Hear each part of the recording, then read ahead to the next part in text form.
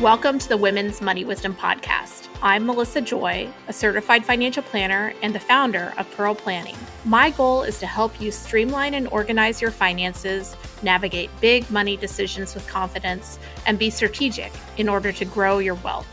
As a woman, you work hard for your money, and I'm here to help you make the most of it. Now, let's get into the show.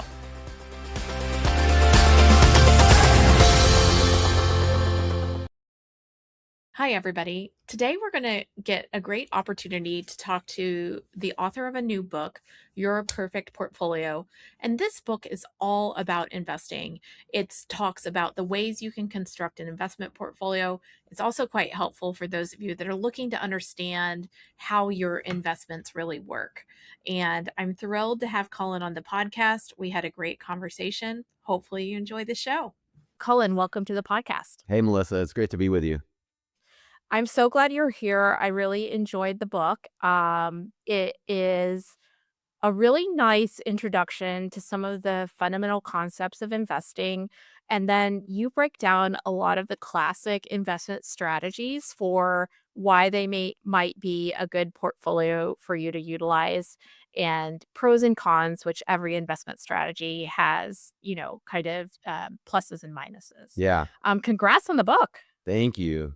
I'm so proud of you for reading it. I know you're busy, so I feel like I had to read this thing about 300 or 400 times. So I got to the I point bet you did. where I hated it by the end. But no, it actually this book was actually fun to write because I wrote it in a very conversational tone. I think it's relatively approachable for almost anybody, even I think somebody who doesn't really have a background in finance or much understanding of investing, because I Yep. cover the full gamut of different strategies. Some of them are very simple. Some of them are more complex. Some of them, might take a little more of an advanced understanding of economics or finance to really get through it.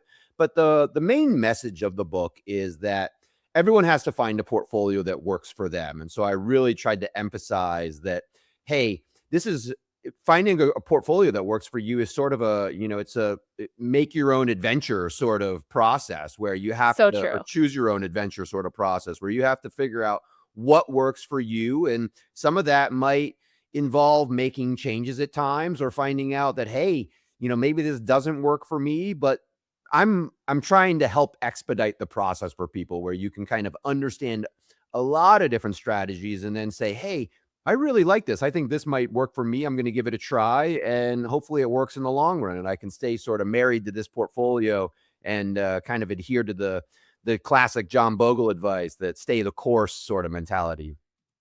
I couldn't agree more. I think we'll talk more in this conversation about staying the course. I have to tell you too, I listened to the book on audiobook, and my 12-year-old on the way to school the other day was like, "Hey mom, what's a bond portfolio?" Because you were talking about it. So it created Yes. some good conversations in car line. And I explained what bonds were and stocks were. And then she was like, "No, but what is a bond portfolio?" And so anyway, good Oh my work, God. Colin. Wow. You're really taking momming to the next level then. It was not intentional, but, you gotta get it in when you can, and sometimes I'm always curious when I listen to podcasts or investment-related audiobooks, which are not what I do all the time, about what questions come up from the kids, so That's amazing.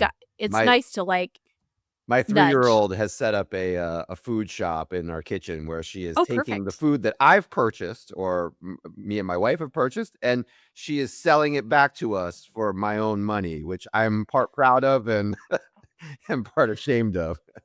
I love it, so those little anecdotes, thank you for contributing to Josie's financial literacy, but I think it was really smart that you started the book with kind of 10 investing truisms, rules of the game, just ideas that it's really, I think are easily acceptable to any investment professional, but are really important reminders before you kind of dive into what's your perfect portfolio. Um, and one of those kind of rules when you say you're a saver, not an investor, is like, I don't know if I can paraphrase appropriately, and feel free to correct me, but like investment strategies aren't like a lottery ticket or a get rich scheme. And in fact, you don't spend any time in the book um, telling people how to pick the perfect stock. Yeah. Um, so can you just elaborate a little bit about, some of the um, when I say that I'm a financial planner, people are like, "Well, what stock should I pick?" Right. sometimes, and I'm sure you get that question as well. I Um think I think you hit the nail on the head in terms of the way that a lot of your average people sort of think the way that investing works is that when they're investing, they're picking stocks and they're getting rich. And this is something that is Mhm, sort of a Warren Buffett like process that, hey, I'm going to pick all these stocks and I'm going to get really, really rich really quickly. And I try to emphasize throughout the book that the stock market especially is something that it really is not some place where you're going to get rich. You can make a lot of money in the long run in the stock market, but it is not a get rich quick scheme. You see this a lot these days where, a lot of people refer to like the degenerate economy where people are gambling more than ever and they're using the stock market or Kalshi or these other accounts that are designed to sort of take advantage of people's, you know, enticing mentality to gamble and whatnot. And I frame all of this as a reallocation of savings very intentionally because mhm. the process of allocating one's savings is, I think, a very different mentality than this sort of investing in sort of sexy get rich quick scheme that a lot of people think of investing. And so I tried to build sort of a core understanding of this because the first book I wrote was Pragmatic Capitalism back in 2014. And this was a book that is both an economics book and a finance book. And it's very weird because in the world of economics, the word investment means to spend for future production. And this is things like when a firm builds a factory or something like that, they are spending for future production. They're generating a return on investment by allocating capital into an investment spending process. And when we buy stocks and bonds, we're doing something very, very different than that process. We are buying instruments on a typically a secondary market exchange, and the value of those instruments actually reflects the way that the firms typically spend for investment. So when a firm spends for investment wisely, the value of those instruments will be reflected in the way that are in the value of the instruments. And so the process that we go through when we buy stocks and bonds, the value of those things is a function of that investment that the firm makes. And what we're doing is we're literally reallocating some of our savings. We're generating an income, we're taking some of that, we're saving some of it, and then we are reallocating it into instruments whose value is reflected by the investment spending of the firms. And so what we're doing is very, very different. And I try to emphasize that because the process of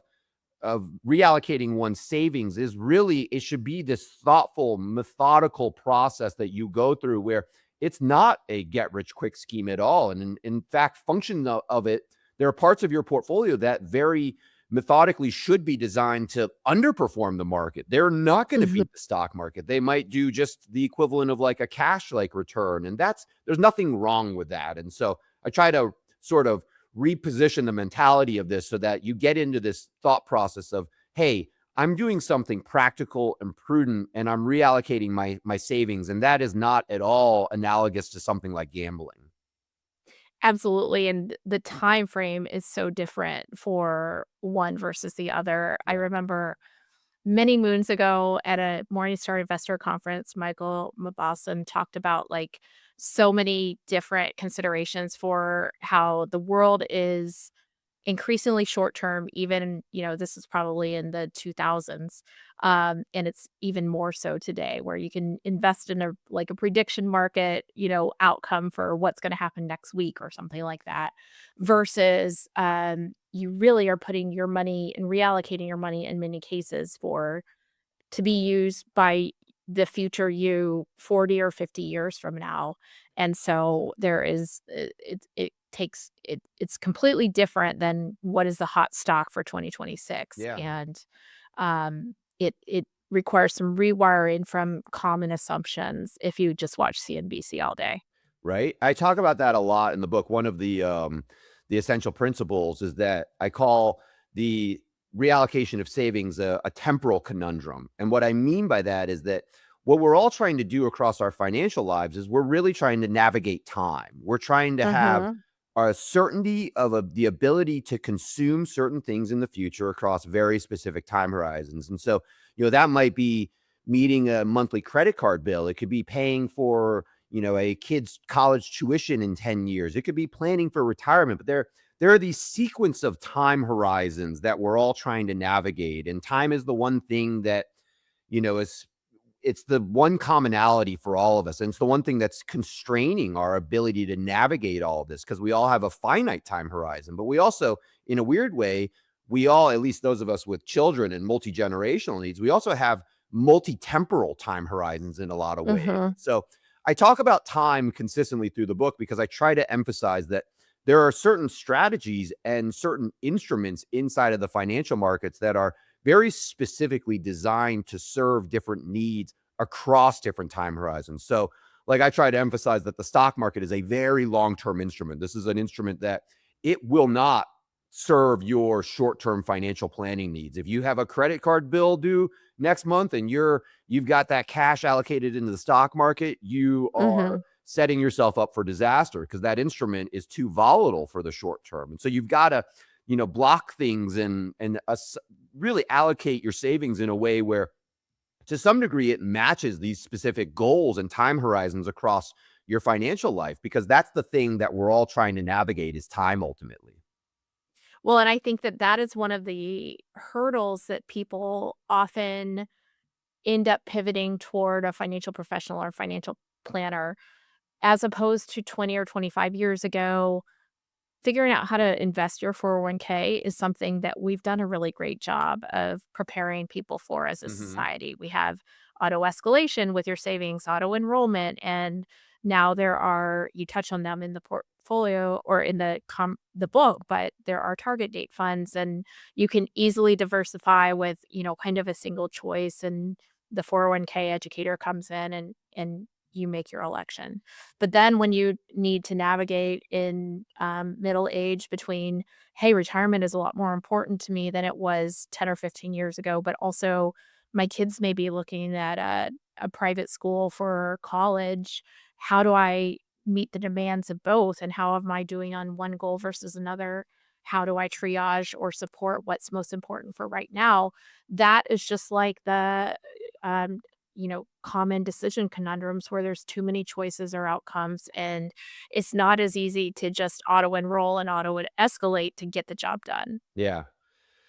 Yeah, I mean, and that's the thing, is that I think it was interesting, like, my personal investment philosophy really transformed when I had children, because what Mm, my children did to me was they really turned my whole world upside down in the best of all ways possible. But from an investing philosophy, what children did to me was they really made me realize that I now have this multi-temporal time horizon where things are starting to get really messy for me. And because before you mhm, have kids, life is really easy. I mean, and for me, it was just me and my wife's time horizon. And, my portfolio was basically, full gas, all stocks for the most part. And then you have kids and you start thinking through things like, geez, I need life insurance. I need to start planning for college planning. I need to start thinking about 529 plans and paying for daycare. And you start realizing all these things that are really expensive, that are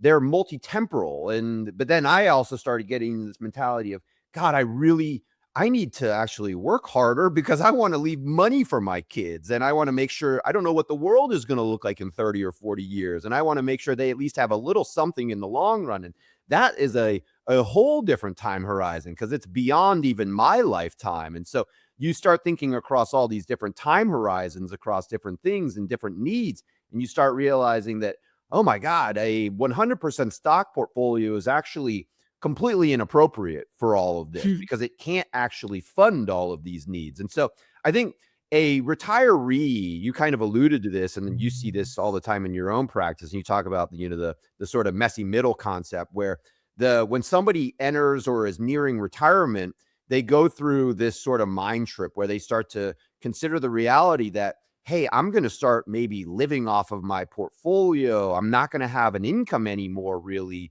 And that starts to get really messy from a temporal perspective. And so, that's the situation where you have to really start making sure that your financial plan and your investment strategy is really well aligned to help you navigate all of these sequence of sort of messy events, because that's ultimately what happens as you get older. Life just gets messier and more complex, and in a lot of ways simplifying things actually will just make everything drastically easier to navigate.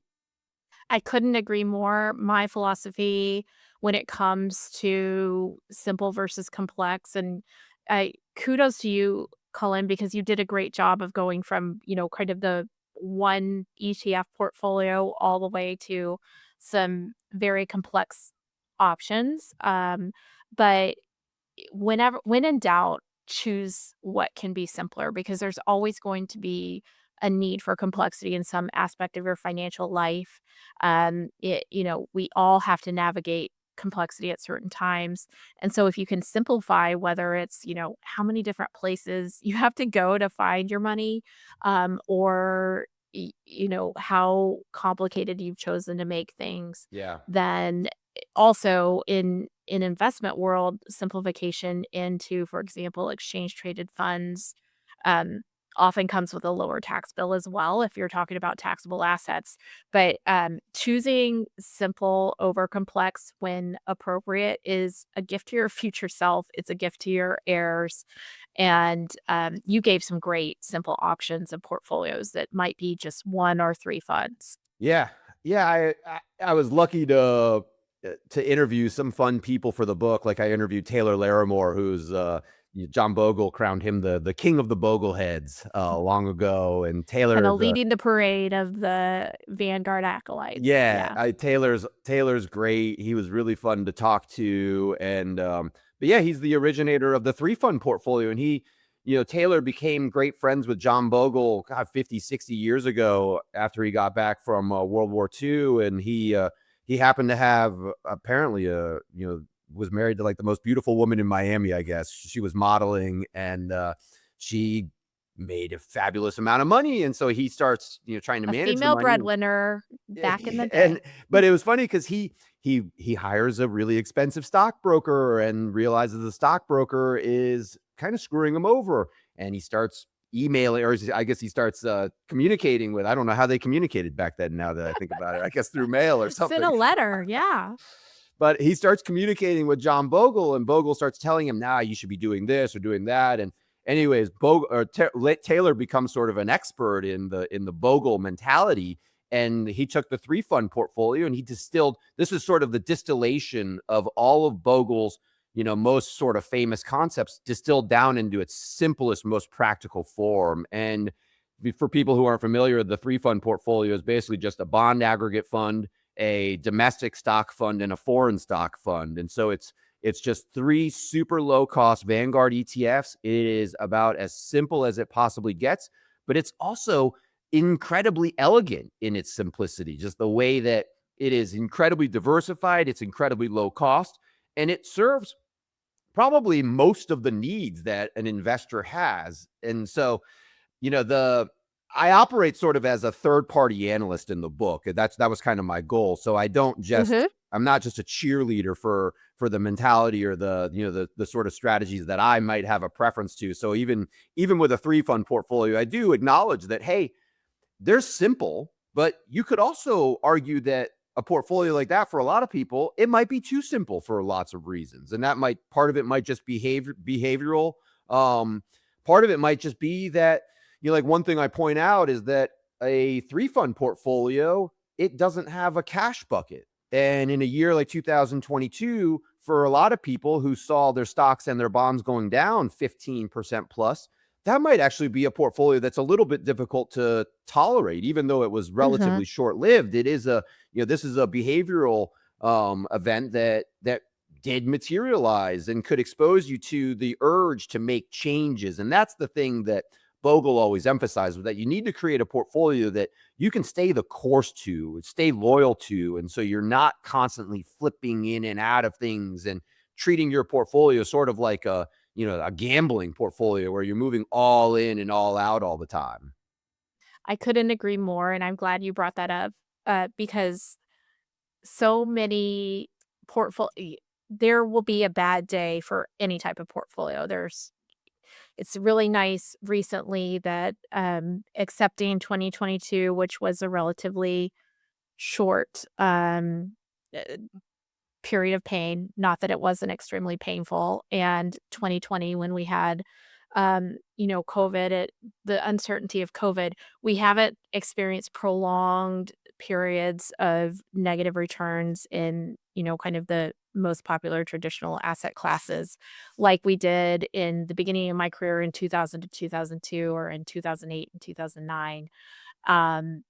But it is such an important reminder that, like, people are well served to pick a horse and stay with it when it comes to your investment portfolio and having a merry-go-round of, kind of, I'm here today and I'm going to pick something different, for example, for retirement or, this year I feel like inflation's coming, therefore I'm going to do, this portfolio really is a way to trim your returns with the movements and the distractions because the crystal ball just isn't there, whether you're a professional investor or investing in your personal portfolio.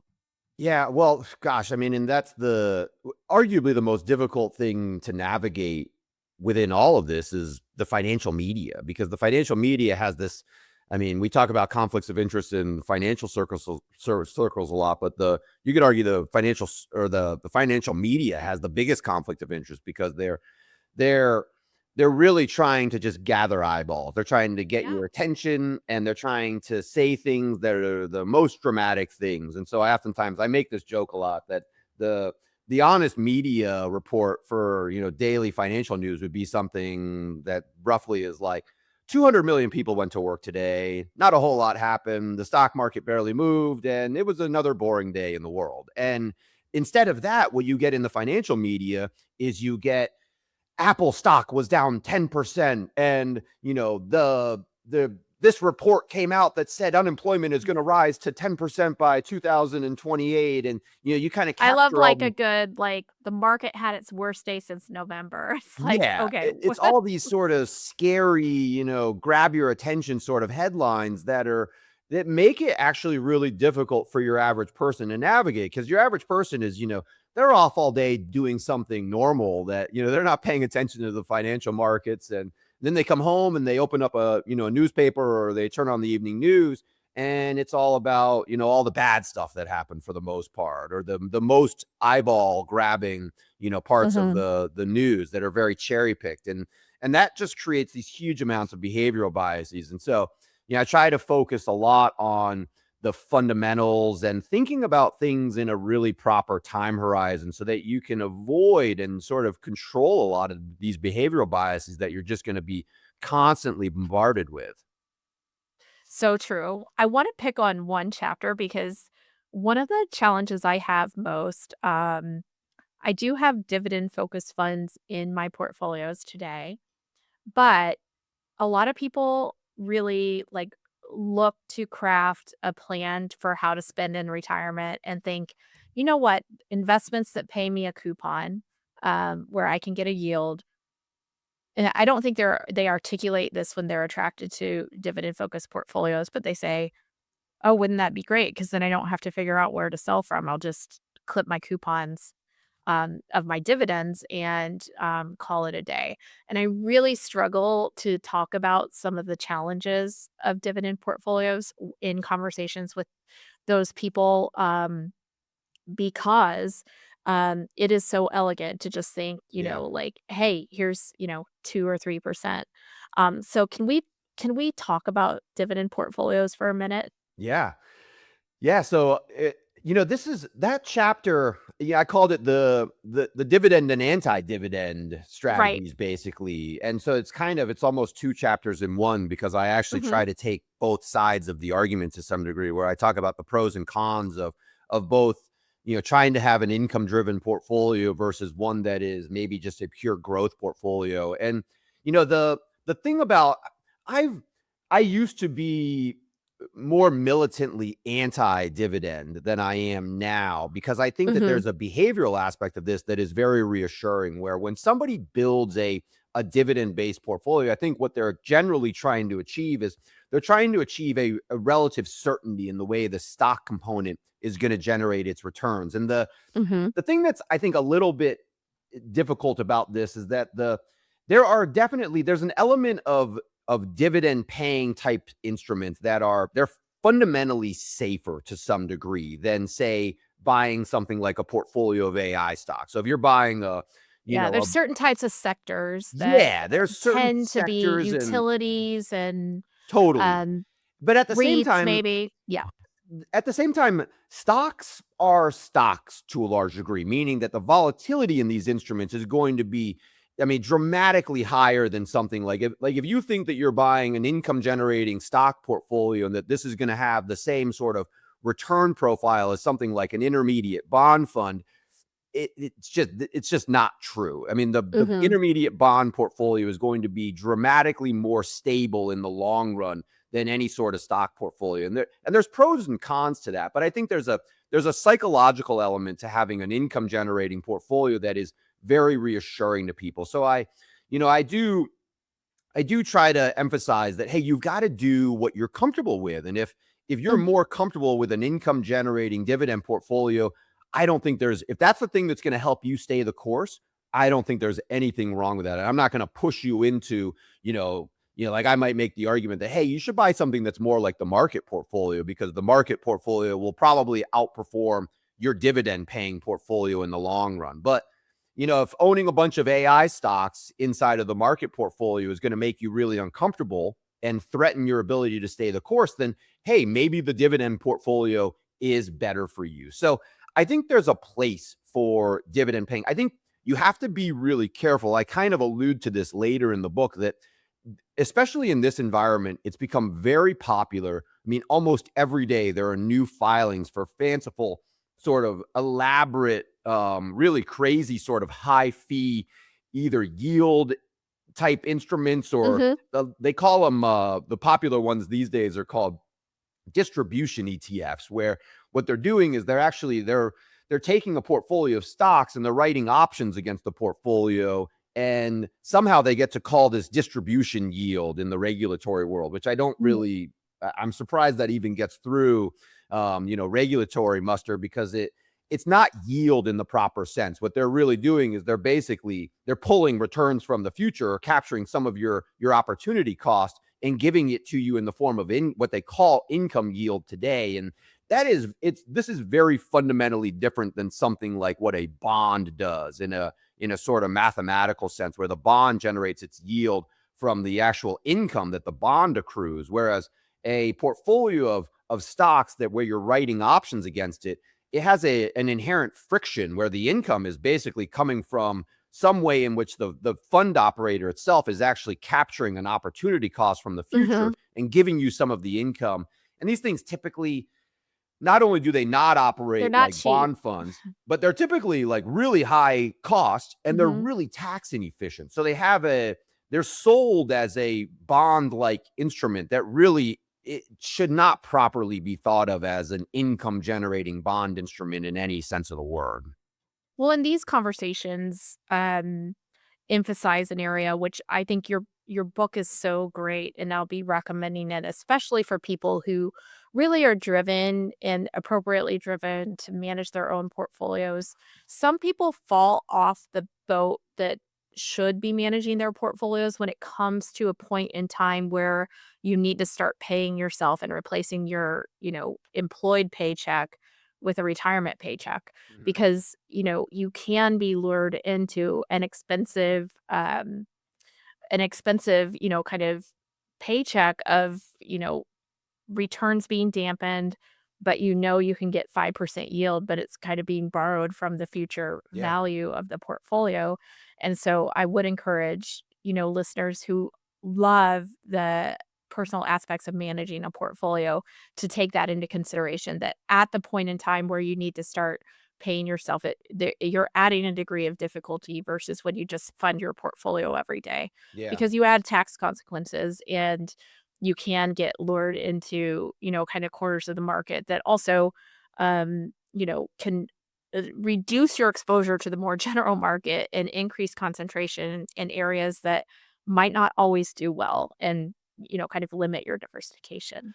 Yeah, and that you kind of allude to like the allure of like annuities and things. People Mhm. love certainty. And you have to consider the not only the opportunity cost in certain instruments like that, but also the embedded actual costs of these sorts of instruments where I think the thing I tried to really sort of educate and emphasize people about this book is when you understand the way that a lot of these instruments and these strategies work at a fundamental level, you can actually build something that gives you a great degree of certainty that doesn't necessarily have the costs of something like an insurance contract or an annuity, where you're getting maybe not a 100% certainty of outcomes, but you're getting at such a high level degree of certainty about certain outcomes that you can look at the portfolio and say, hey, not only am I comfortable owning this in doing it on my own, but hey, I actually understand this well enough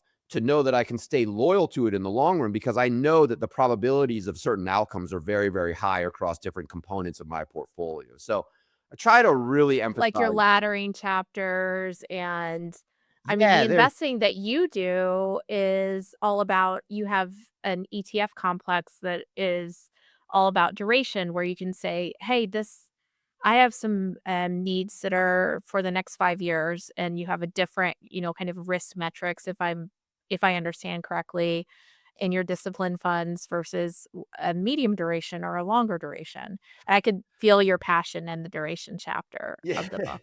Well, it's something that I came up with this whole concept. I mean, I used to work with banks back after the financial crisis, and I used to get hired by a lot of bankers to help them navigate the bond market and interest rate dynamics. And banks very famously, they implement what's called an asset liability matching strategy, where they're very specifically trying to match the time horizons of their liabilities to the assets that they own in their portfolio. Because banks for the most part, they lend long and they borrow short. They have short-term deposit outflows, and they have to Mhm. be very sensitive about the way that their deposit outflows are able to be funded so that they're not caught in a situation like Silicon Valley Bank where they have a huge amount of long duration outflows. And so it was interesting, as I've kind of developed this methodology, I've started focusing really heavily on time so much that it's funny. I mean, talking to retail investors, there's nothing quite like an asset liability matching strategy that is applicable for retail investors. And I guess I'm trying to kind of develop something like that a Mhm. retail investor can sort of go through a financial planning process where they're actually quantifying certain liabilities. And obviously, it's hard or arguably impossible to predict all the liabilities out, or especially into retirement and whatnot. But to some degree, we know things mathematically like our monthly expenses and probably our annual expenses. And you can kind of inflation adjust a lot of this stuff out. And you can quantify things like, hey, I need this much money for a car down payment, or, I want a new bathroom remodel in 2 years. And, I'm going to be sending a kid to college in 5 years. And you can sort of map a lot of this stuff out where you do know a lot of the liabilities and expenses across certain time horizons. And when you start to then block certain assets and match them to that, you look at your portfolio and you say, this is a goals based portfolio rather than just a big blob of diversified assets that we know is probably sufficiently diversified and has a high probability of probably meeting retirement goals and whatnot. But it's a much more time weighted and goals based process where I love actually communicating this to people, because your average person, they have no idea really what a style or factor is in a portfolio. And that's kind of the way that most investment strategies are structured around, especially the retail world, where you look at something Yeah, like a especially now versus 20 years ago when it was style boxes where covered big, small, value to growth, and nowadays it's kind of a factor-based world, which you explain in the book. yeah, and I think the your average person, they may know what large cap growth is, or they may have a vague understanding of what a momentum factor is, or whatever that might be, but they really don't understand hey, how is this actually helping me pay for my kids' college tuition in 10 years? Or Mhm. how is this thing actually going to help me achieve my retirement goals? And when you when you pivot the conversation to time horizons and you start saying, hey, we have structured something that is going to help you. We have a 12-month T-bill ladder that is going to help you fund your bathroom remodel that you're doing in 12 months. People see that and they say, that makes total sense. I totally understand that because everybody understands time. And I think that's the thing Right. that, again, going back to, the emphasis on that temporal conundrum, the time is the thing that we're all trying to navigate. And when you have a financial plan that's actually matched to time horizons, I mean, it makes a lot of intuitive sense to people. And I think, there's a whole chapter on target date funds. I think it's one of the things that's really beautiful about either life strategy funds or target date funds is that you're a person with the most basic understanding of finance can look at a target date fund and understand, okay, well, this fund is designed to be very aggressive when I'm young and probably be a relatively conservative when I'm older and retiring. I understand that. It makes total sense. And it has a time horizon attached to it. And it's very intuitive. And so, the going through that sort of thought process is really useful, especially from a financial planning perspective, because the client understands it. And I think that when you can communicate that time horizon based perspective, it helps the investor understand what are we doing here, and it helps them stay the course ultimately. And really managing your behavior is the critical component of investment management, not only for our listeners who are likely investors themselves, but also, Colin, you and I have to manage our own behavior when we act as an investment professional as Yeah, well. And for me, and it sounds like you having a process and rules around how you invest and how your portfolios are managed is that key that even as you interview your own wealth manager, financial planner, investment manager, are completely appropriate questions to ask. How do you maintain discipline in your investment process through unexpected changes? totally. Because it's hard for all of us. I mean, I Yeah, remember it's early COVID. painful. Early COVID, I had just had my first daughter. The stock market fell, what, 35%. And In I 2 was sitting weeks. there, Yeah. I was probably crying in the shower every morning or something. And I'm looking I'll at my tell own. you, like yeah. No, sorry to interrupt you. No, Finish. I was gonna say that, I remember, even God, I mean, I remember reading articles about how Warren Buffett and Bill Gates were saying this time is different. No one's ever seen something like a global pandemic. So even the most seasoned, the buy the dip types who, you always hear about famously buying all the dips. I mean, even those people will be tested in the most difficult of environments. And those difficult environments are inevitable. That's another thing that is really important to Mhm. emphasize is that there's always going to be parts of your portfolio that are doing poorly. And that's not even necessarily a bad thing. You just have to understand, that, hey, this is part of the process and you have to learn to stay the course through thick and thin. And you have to have a really good process and methodology, though, that helps you stay sort of systematically, loyal to the portfolio.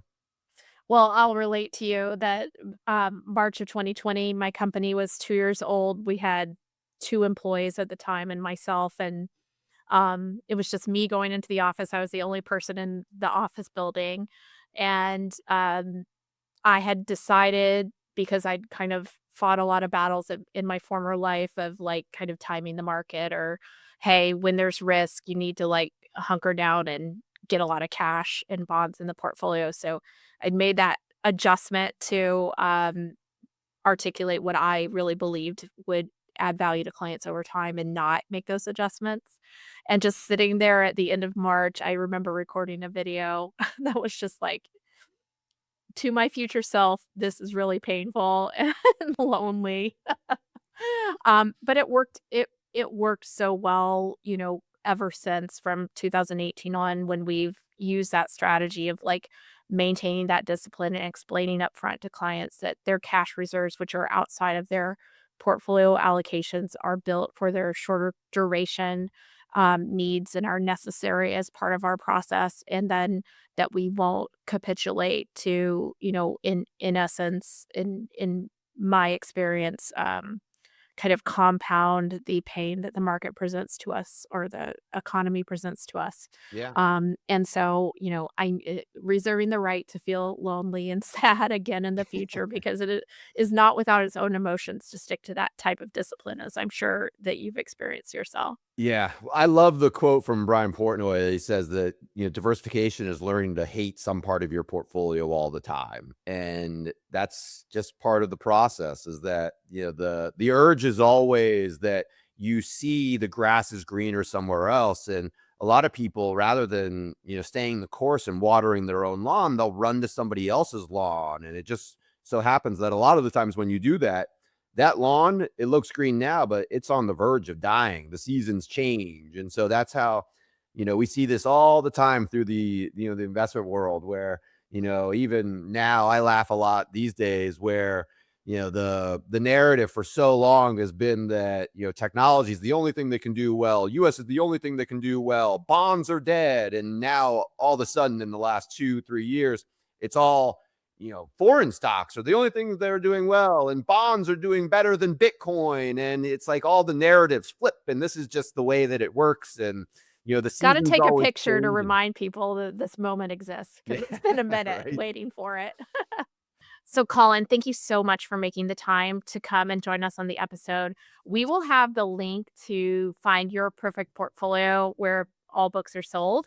So, listeners, just check out the show notes if you need to read more on your perfect portfolio.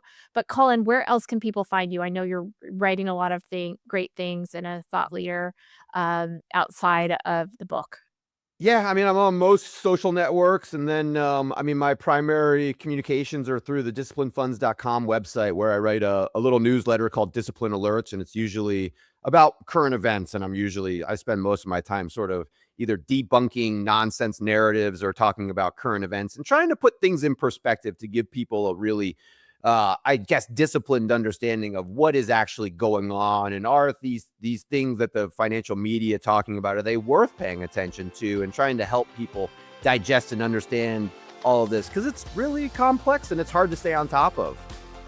Well, thanks for doing the great work that you do. Love the book, and congratulations again. Thank you, Melissa. It was great speaking with you.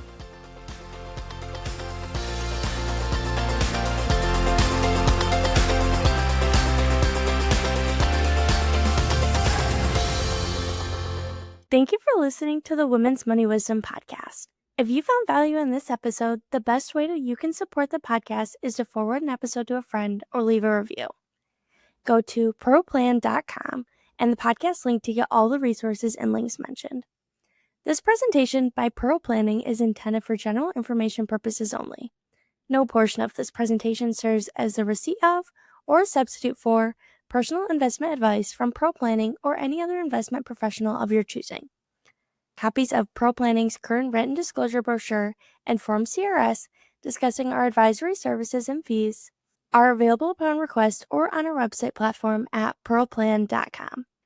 The information that we share is meant to educate and inspire, not serve as personalized financial advice.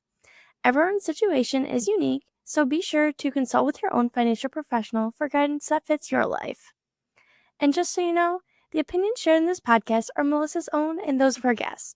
They don't necessarily represent any organizations with which Melissa is affiliated. For more important disclosures, please go to our webpage at pearlplan.com.